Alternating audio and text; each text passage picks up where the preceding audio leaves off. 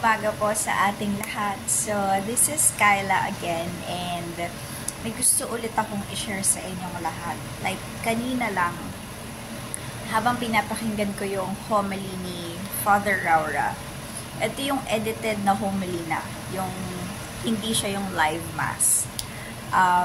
Ang pamagat nung YouTube video ay kamusta ang pananampalataya mo kay Jesus Christ? And ipinaliwanag niya doon kung bakit si Judas, kasama niya na si Jesus, hindi nagbagong buhay. Kasi kung titignan natin yung history ni Judas, siya, money-oriented. So, mukhang pera, in short. So, nung tinawag siya ni Jesus, agad siyang sumunod. Kaya lang hindi nawala sa kanya yung pagmamahal niya sa pera. Tapos, ang unique pala kay Judas, kaya siya ganon. Among all the apostles of Jesus Christ, hindi niya itinuring na Panginoon si Jesus nung kasama niya. Nung Last Supper, nung sinabi sa kanila ni Jesus na may magbe-betray sa kanya, ang tanong ng lahat ng apostoles, aside from Judas, ay, ako ba Panginoon? So makikita natin yung difference pagdating kay Judas. Ang tinanong ni Judas, ako ba guro? So, makikita natin na partial lang at saka hindi total yung pagsunod ni Judas or Judas kay Jesus Christ nung panahon na yun. Kaya nag-stumble pa rin siya. Kanina habang nagbabasa ko ng Book of John sa chapter 11, nandun na sinabi,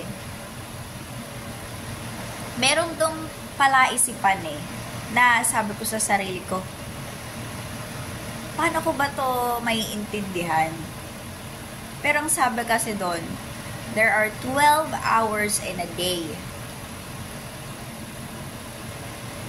Walk in the day so that you have the light of the world at hindi ka magsastumble.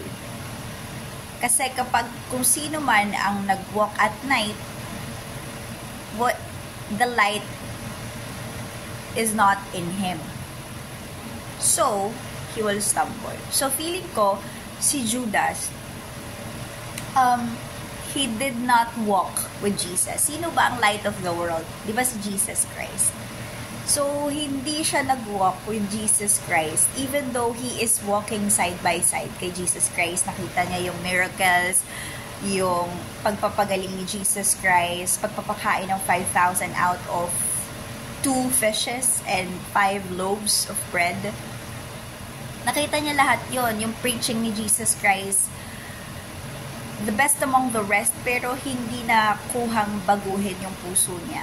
So even though you are with Jesus Christ physically, if you don't consider Him the Lord and the Savior of your life, you will stumble and you will stumble. Yun yung sinasabi nila na